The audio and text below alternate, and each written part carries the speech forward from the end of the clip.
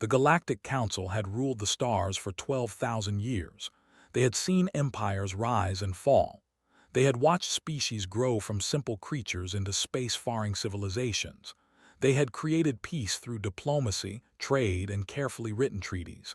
Every species that joined the Council followed the same path. They came with hope. They accepted the terms. They bent their knee. When humanity emerged from their small blue world, the Council expected nothing different. Admiral Park stood alone in his private chamber aboard the unyielding Dawn. The ship was the pride of Earth's fleet, built in the orbital shipyards above Mars.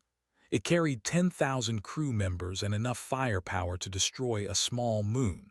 But against the Council's armada, it was nothing more than a toy. He held a tablet in his hands. The words on the screen had not changed in the 3 hours since he first read them. He had read them 7 times now, hopping to find something different, some hidden meaning, some path forward that did not lead to destruction. The terms were simple. Earth would surrender 60% of its colonies to Council administration. Humans would be forbidden from developing faster-than-light engines beyond Class 3, forever limiting how far they could travel. Their military would be placed under the supervision of the Empire, the Council's enforcers for the past 8,000 years. In exchange, humanity would receive protection, trade access, and a seat at the Council table. They would be allowed to exist. The door behind him opened. Commander stepped inside, her boots clicking against the metal floor.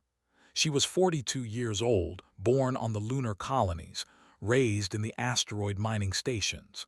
She had served under Park for 15 years, and she knew him better than anyone alive. "The ambassador is waiting," she said. "He has been waiting for 3 hours." Park did not look up from the tablet. "Let him wait." "Sir, the Council does not like to be kept waiting." "I know." Moved closer, reading the words over his shoulder. Her face did not change, but her hands tightened into fists at her sides. She had read the terms before. Every officer in the fleet had read them. The message was clear: accept or be destroyed. "They call this an invitation," she said, her voice flat and cold. "It reads like a death sentence." Park finally looked up. His eyes were tired. He had not slept in 2 days. The weight of 8 billion human lives pressed down on his shoulders, and he felt every single one of them. 43 species have received these terms before us," he said. "All of them accepted. Every single one. Because they had no choice. No, because they chose to survive." He set the tablet down on his desk. "Survival is not the same as living. There were once great warriors. Now they serve as laborers in mines. They built the most beautiful ships in the galaxy. Now they build whatever the Council tells them to build." In the diplomatic chamber below, the Council's ambassador waited with perfect patience. His name was, and he was not truly alive in the way humans understood life. He was a crystalline being, grown in the sacred caves of his, shaped by forces older than human civilization. He had delivered these terms to 43 species. He had watched them read. He had watched them calculate. He had watched them accept. He expected nothing different from humanity. Park walked to his window and looked out at the stars.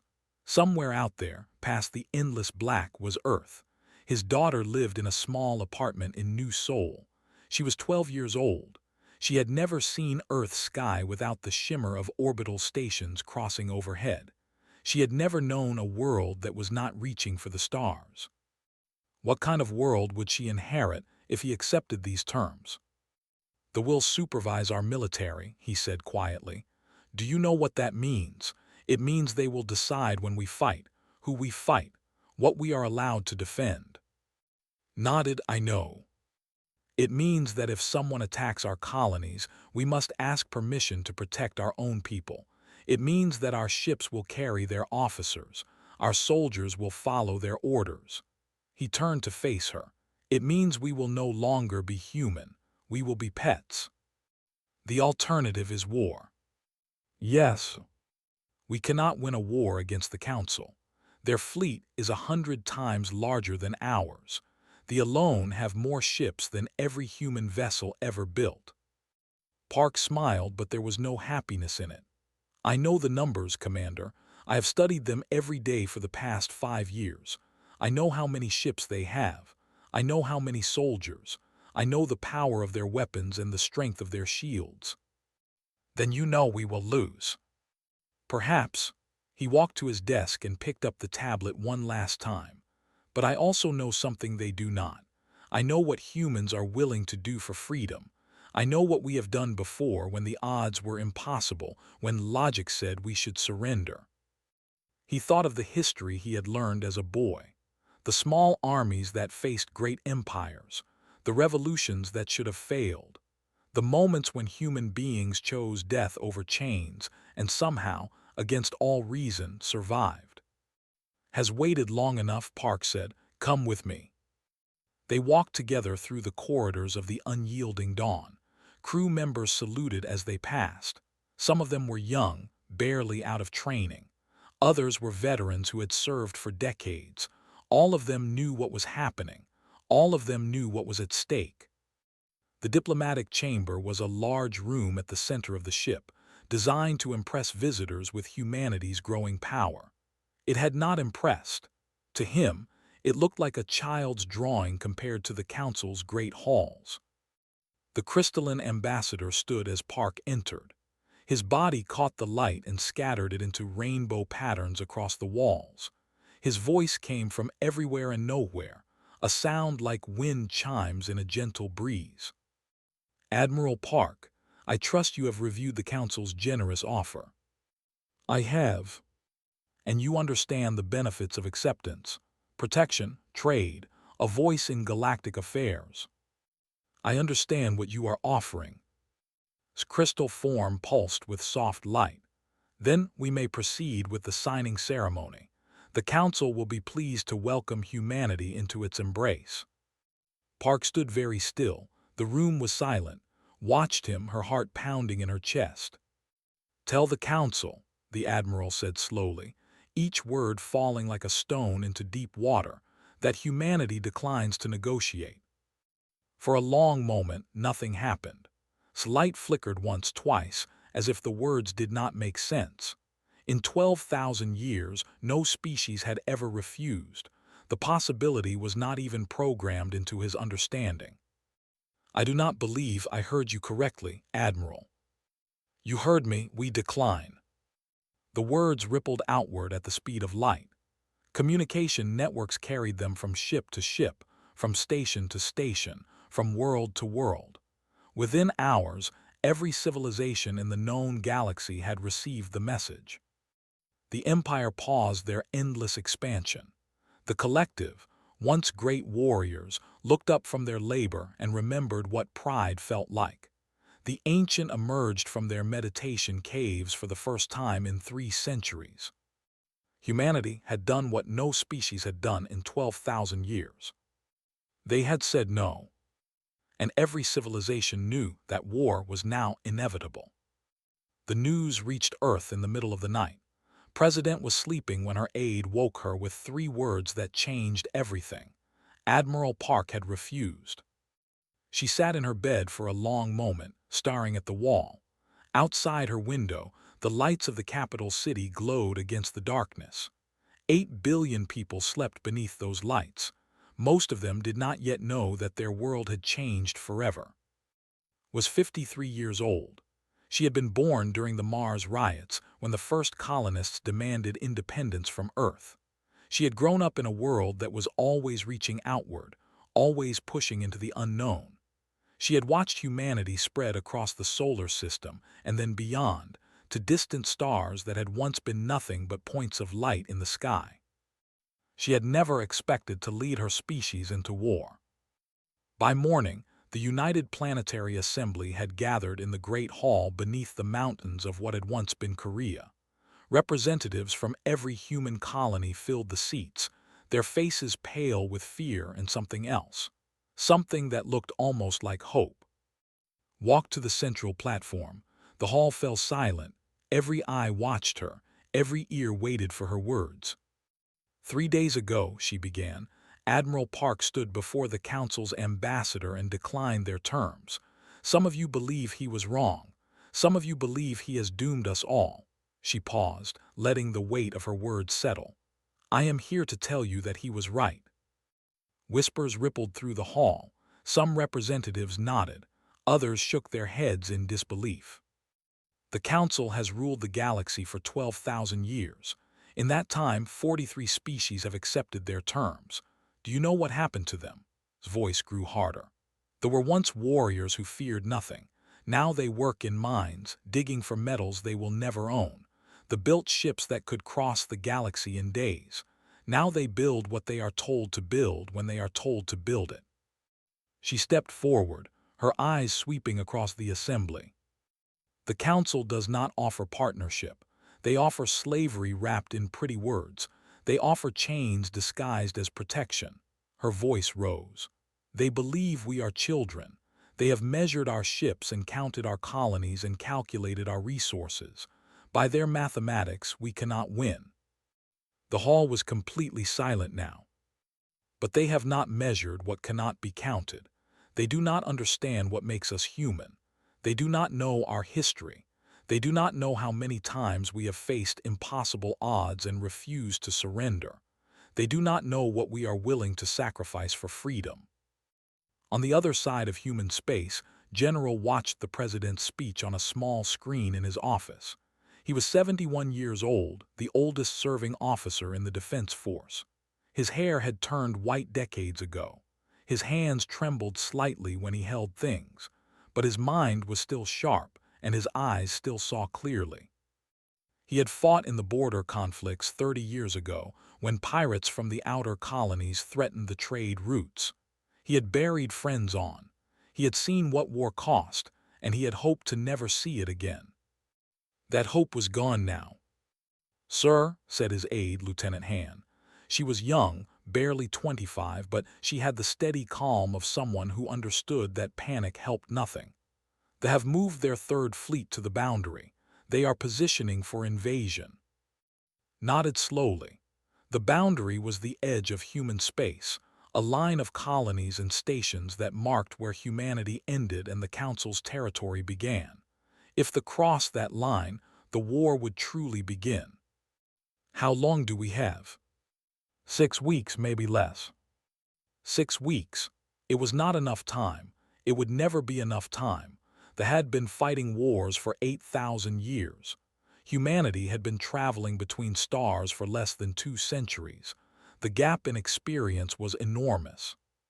But experience was not everything. Stood from his desk and walked to the window. Outside, he could see the military base stretching into the distance. Transport ships were already lifting off, carrying soldiers to the front lines. Supply vessels moved in careful formations, loaded with weapons and food and medicine. The mobilization had begun before the president even finished her speech. Across every human world, the response was the same. Factories that had been building cargo ships switched to warship production overnight. Scientists who had spent their lives studying alien biology now worked on weapons research. Young men and women lined up at recruitment centers, knowing they might never return home. Lieutenant Han watched the general stare out the window. She had served under him for 3 years, and she had never seen him look so tired, or so determined. "Sir," she said quietly, "do you think we can win?" Was silent for a long moment. When he finally spoke, his voice was soft but steady. "When I was a boy, my grandmother told me stories about our ancestors. She told me about times when our country was small and surrounded by enemies, times when every logical calculation said we should surrender." He turned to face. "Do you know what our ancestors did?" "No, sir." "They fought anyway. They lost battles, they lost cities, they lost lives, but they never stopped fighting, and eventually, against all reason, they survived." He walked back to his desk and picked up a tablet showing troop movements.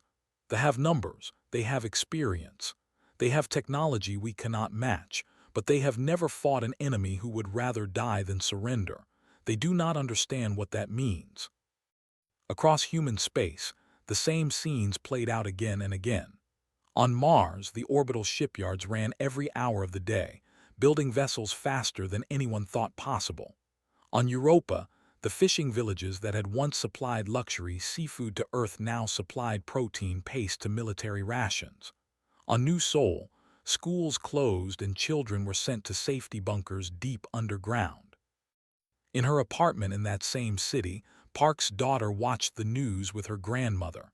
She was 12 years old enough to understand what was happening, old enough to be afraid. "Will father be okay?" she asked. Her grandmother was silent for a moment. She had lived through the Mars riots. She had seen what war looked like, even a small one. This war would not be small.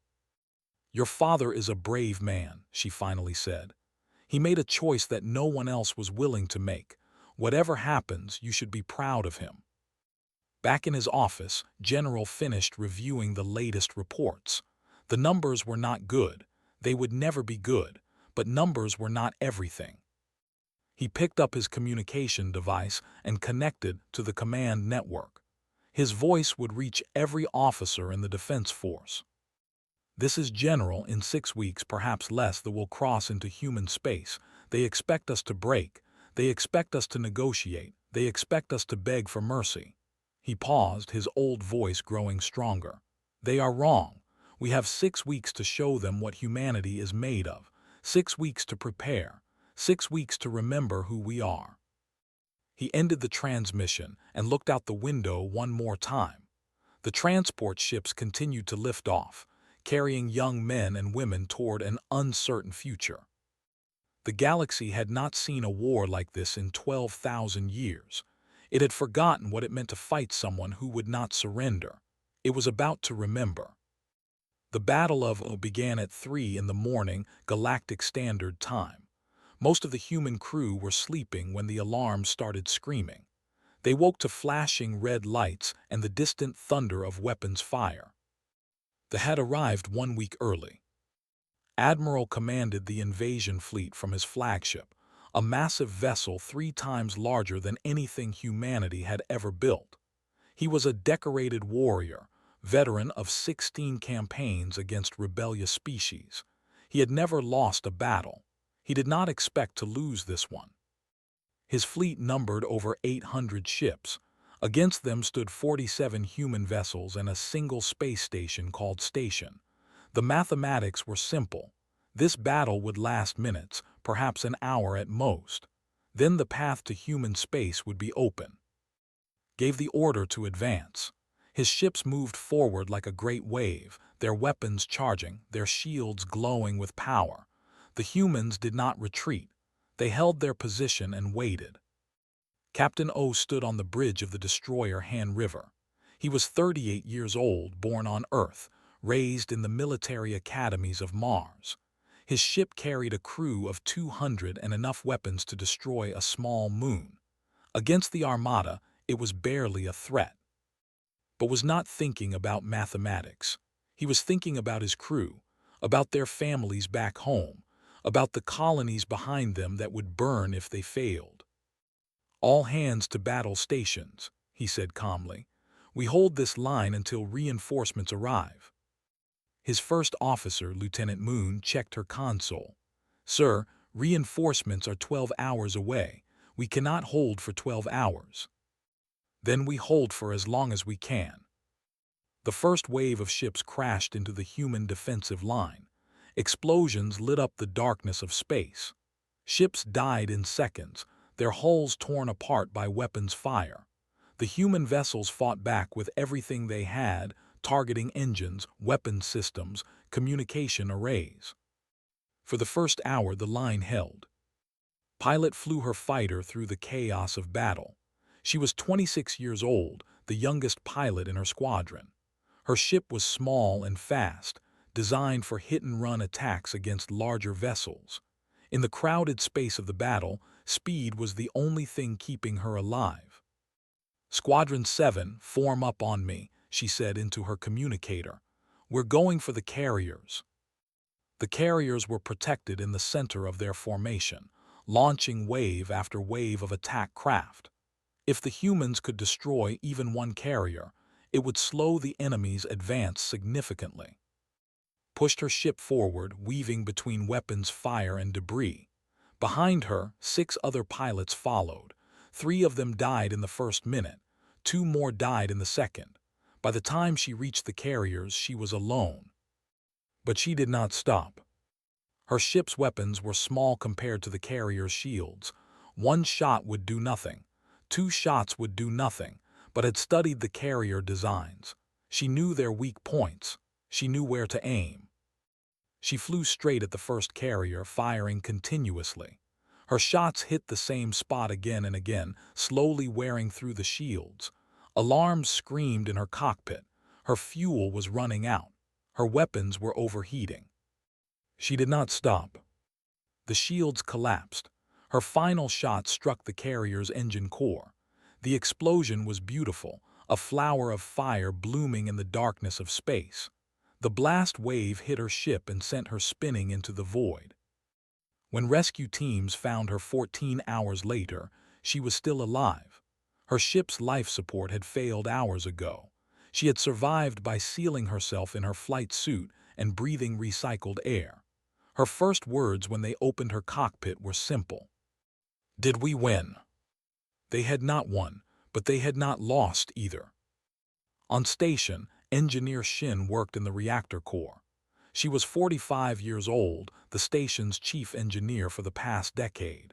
She knew every wire, every pipe, every system in the entire facility. When they began their assault on the station, she was the only one who could keep it running.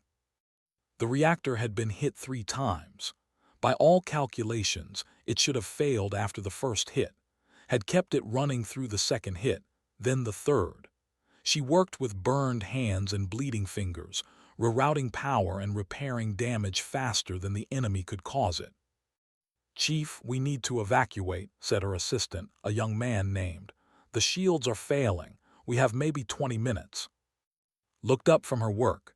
Through the viewport, she could see the ships approaching. Their weapons were charging for the final assault. "How many civilian transports are still docked?" 3. They're loading now, but they need at least 30 minutes to reach safe distance. 30 minutes, they had 20. Turned back to the reactor. Her hands moved across the controls, adjusting settings, pushing systems beyond their safe limits. The reactor hummed with dangerous energy. "I can give them 40 minutes," she said, "but I'll need to stay here to keep it stable." His face went pale. "Chief, if you stay, you'll die." "Maybe, maybe not," she smiled, a strange, calm smile. "Go help with the evacuation. Make sure everyone gets out." He wanted to argue. He wanted to drag her away from the reactor and force her onto a transport. But he saw the look in her eyes, and he knew that nothing he said would change her mind. "It's been an honor, Chief." "The honor was mine." Worked alone for the next 3 hours. The station shook with impacts. Fires broke out and were contained. Systems failed and were repaired. She talked to herself as she worked, telling stories about her childhood on Earth, about the ocean she had swum in as a girl, about the stars she had dreamed of reaching. When they finally breached the station, they found her standing in front of the reactor core. She held a welding torch in one hand and a communicator in the other.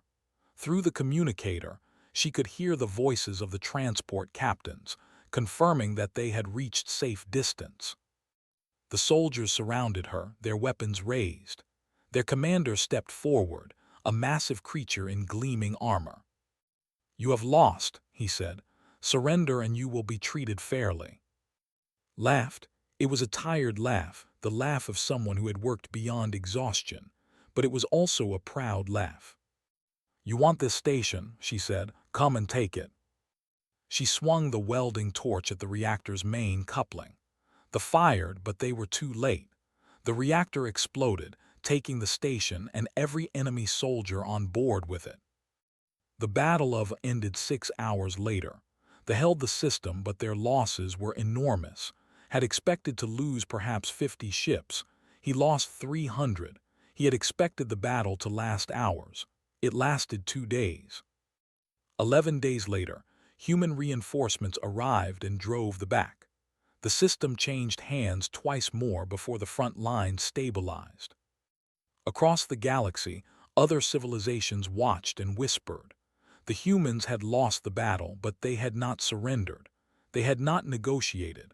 They had fought with a ferocity that the galaxy had not seen in 12,000 years. For the first time in living memory, someone was fighting back. And everyone wondered what would happen next.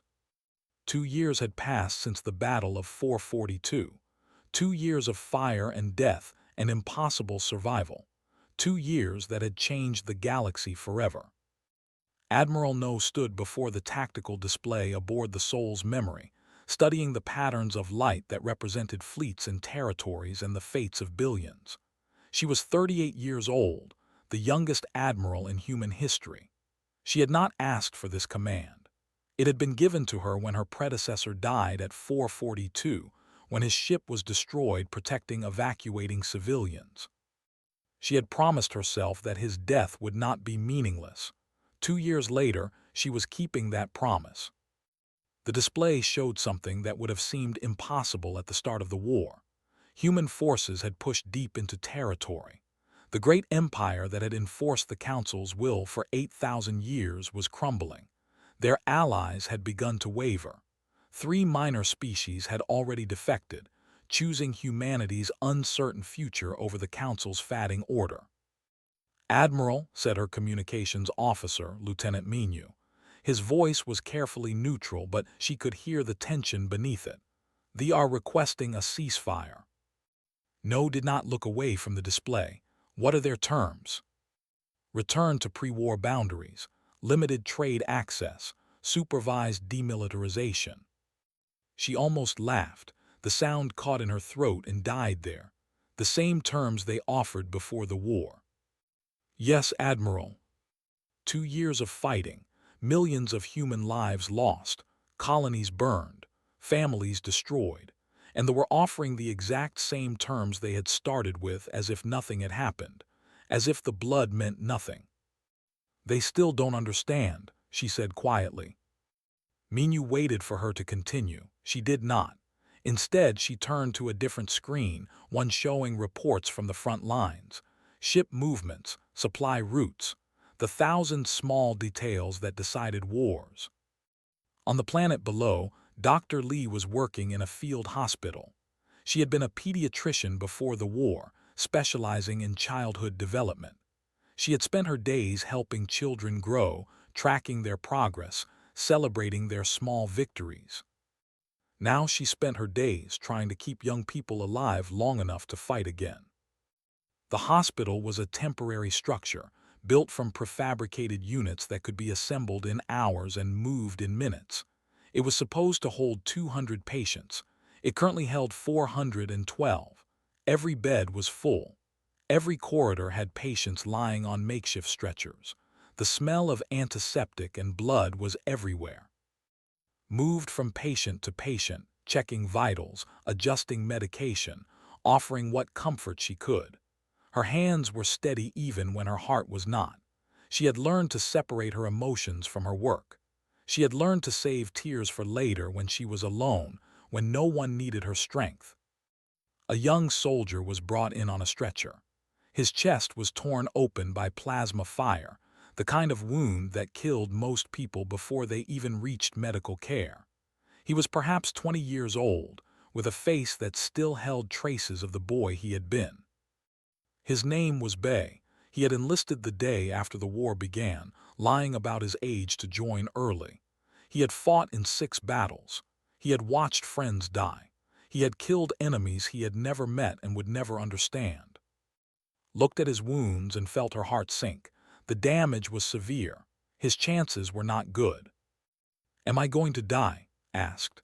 His voice was weak but clear. His eyes were open, looking up at her with the calm acceptance of someone who had already faced death many times. Had answered this question 1,000 times. She had lied 1,000 times, telling patients what they needed to hear, giving them hope when there was none. But something in his eyes stopped her. He was not asking for comfort. He was asking for truth. Not today, she said. Not if I have anything to say about it. She worked for 6 hours. Her back ached. Her eyes burned. Her hands cramped from holding surgical tools. But she did not stop. She repaired damaged tissue and sealed bleeding vessels and pulled fragments of shrapnel from places they should never have reached. When she finished, was breathing on his own. His heart was beating steadily. Against all odds, against all medical probability, he was going to live. Stepped back from the operating table and let out a breath she had not realized she was holding. Around her, nurses moved to clean up and transfer the patient to recovery. They looked at her with something like awe. "Doctor," one of them said, "I've never seen anyone do what you just did." Shook her head. "I just did my job, the same as everyone else." But she knew it was more than that. Every life she saved was a victory. Every patient who walked out of her hospital was proof that humanity would not be broken. They could destroy ships and burn colonies. They could kill soldiers by the thousands, but they could not kill what made humans fight. They could not kill hope. Back on the Soul's memory, Admiral No was composing her response to the ceasefire offer. She thought about the soldiers who had died at. She thought about Captain O, who had driven his ship into the enemy flagship. She thought about Engineer Shin, who had died holding a welding torch and a smile. She thought about all the people who had sacrificed everything so that humanity could reach this moment. The thought they were offering peace. They were not. They were offering surrender wrapped in diplomatic language. They were offering the same chains they had offered at the beginning, painted in different colors. No typed her response. It was one word, no. She sent it and turned back to the tactical display. The war was not over. They still had fleets. They still had allies. They could still win if humanity grew tired, if the losses became too great, if hope finally died.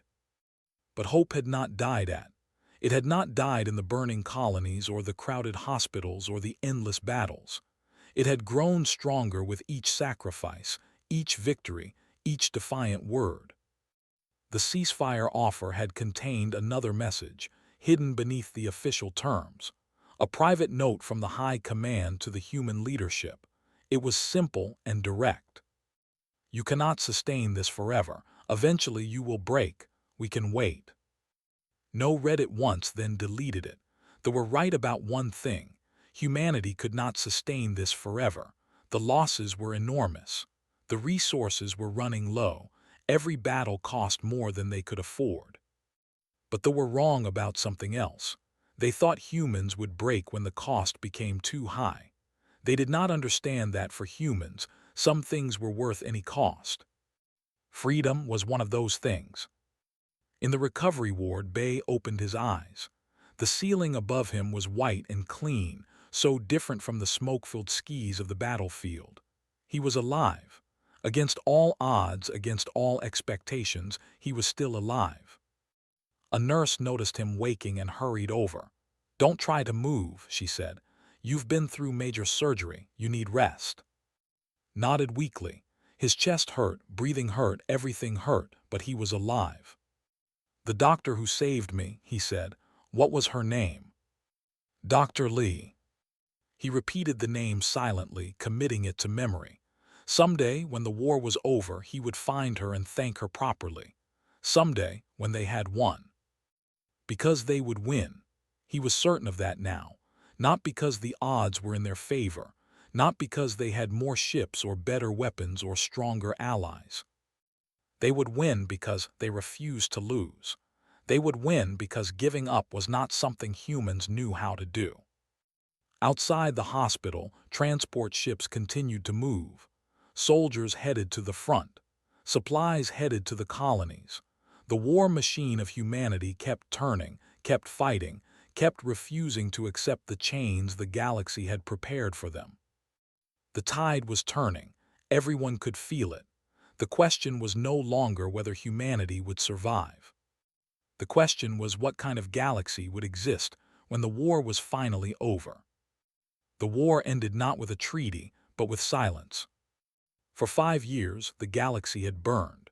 Fleets had clashed across 1,000 systems. Worlds had fallen and risen and fallen again. The death count had reached numbers that stopped meaning anything, numbers that were too large for any mind to truly understand. And then slowly, the fighting stopped. The empire, stretched beyond breaking by the endless war, collapsed from within. Their subject species rose up, inspired by humanity's defiance. They remembered that they had once been warriors and took back there in a single bloody night. Those master shipbuilders turned their skills to creating vessels for their own use instead of their masters. The Galactic Council, that ancient institution that had ruled through fear and careful compromise, simply ceased to exist. Its chambers stood empty. Its ambassadors had nowhere to return to. 12,000 years of history ended not with a battle, but with a quiet realization that nothing remained to enforce. In its place, something new emerged. The Free Galactic Assembly met for the first time on a neutral station, built specifically for this moment.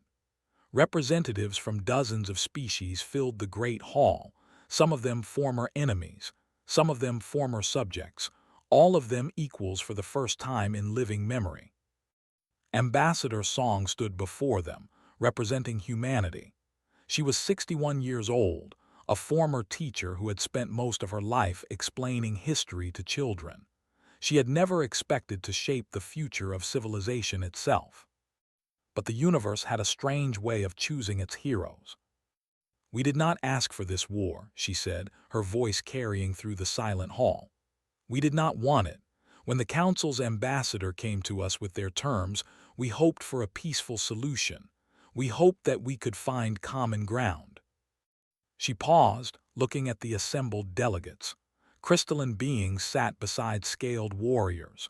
Creatures of pure energy floated near species that looked almost human. The diversity was overwhelming. But we learned something when we read those terms. We learned that the Council was not offering partnership. They were offering slavery with a pretty name. They were asking us to give away everything that made us who we are. Her hands gripped the podium, steady despite her age. So we refused. We chose to fight. And we learned something else in the years that followed. We learned that we were not alone in wanting freedom. We learned that other species had accepted those terms only because they saw no alternative. We learned that the chains the Council had placed on the galaxy were held together by nothing more than fear. She smiled, a tired but genuine smile. Fear is a fragile thing. It breaks when someone is brave enough to challenge it. On Earth, the memorials were still being built. The names were still being carved into stone and metal, names that would stand for centuries as reminders of what had been lost. Parks were being converted into gardens of remembrance. Statues were being raised in city squares. Colonel Bay stood at the dedication of the 442 monument. He was 27 now, no longer the boy who had lied about his age to enlist. The plasma scars on his chest had faded but never disappeared. He wore them as reminders of how close he had come to death and how far he had traveled since. The monument was a simple thing, a wall of black stone with names carved into it, thousands of names, tens of thousands, each one a person who had lived and fought and died so that others could be free. Read the names slowly, moving his lips as he pronounced each one. Some of them he recognized, friends from training, soldiers he had fought beside, officers who had led him through impossible battles. Others were strangers, people he had never met, whose sacrifice had still somehow touched his life. He found the name he was looking for near the bottom of one panel. Oh, the captain who had driven his ship into the enemy flagship at 442. The man whose sacrifice had given the human fleet those precious extra minutes. "I never met you," said quietly, his words meant for no one but the stone and the wind. "But I'm still alive because of what you did. Thank you." In a small house by the sea, Dr. Lee was teaching medicine to young students. She had retired from active practice 2 years ago when her hands finally became too unsteady for surgery. But she could still teach. She could still pass on what she knew. Her students sat around her in a circle, young men and women who had been children when the war began. They listened as she explained the basics of trauma care, how to assess wounds, how to prioritize patients, how to keep working when everything around you was falling apart. The most important tool you have, she told them, is not in your medical kit. It's in your head. You have to stay calm, you have to think clearly, because when you panic, people die. One of the students raised her hand. Dr. Lee, during the war, were you ever afraid? Was silent for a moment, remembering. She remembered the smell of the field hospital, the endless parade of wounded soldiers, the faces of the young people she had saved and the faces of those she had lost. I was terrified, she said finally, every single day, but I kept working anyway, because fear is not a reason to stop. Fear is just a feeling, it passes, but the work remains. Admiral No commanded the peacekeeping fleet now, a collection of ships from a dozen species that patrolled the former Council territories. Her job was to ensure that no civilization would ever again face the choice humanity had faced. No more ultimatums, no more terms written by oppressors, no more chains disguised as protection.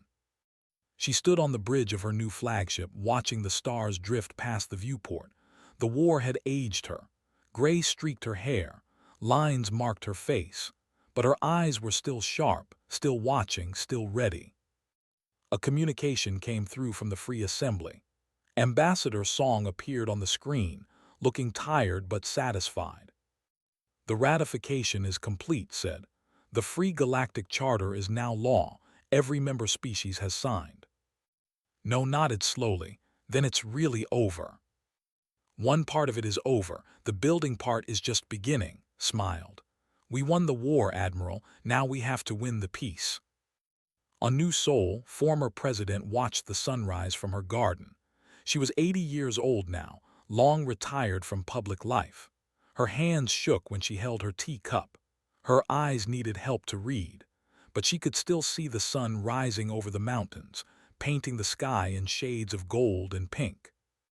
Her granddaughter sat beside her, a girl of 12 who had never known a world at war.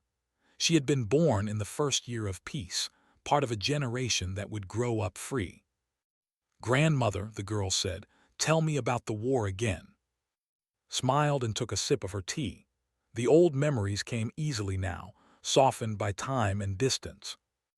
The war began, she said, because we refused to accept chains. The galaxy wanted us to kneel and we said no.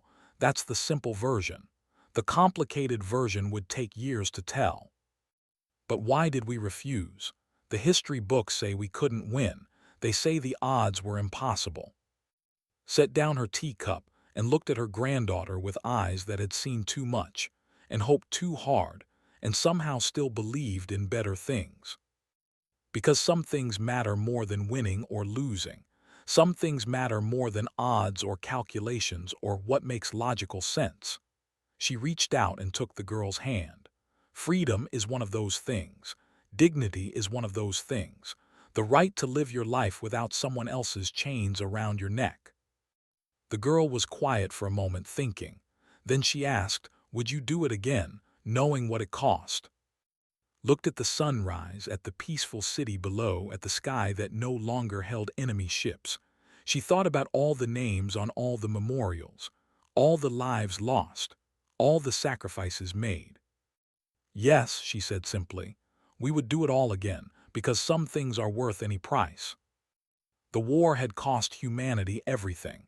Millions of lives, decades of peace, resources that could have built wonders instead of weapons. The scars would take generations to heal. But they had won. Not just the war, but something greater. They had proven that the galaxy's oldest chains could be broken. They had shown that no empire was too powerful to challenge, no odds too impossible to face. Because when humans chose not to negotiate, they were not just rejecting terms. They were declaring something that the galaxy had forgotten, something that 12,000 years of careful control had almost erased from memory. Some species kneel, some species bargain, Some species survive by giving pieces of themselves away until nothing remains.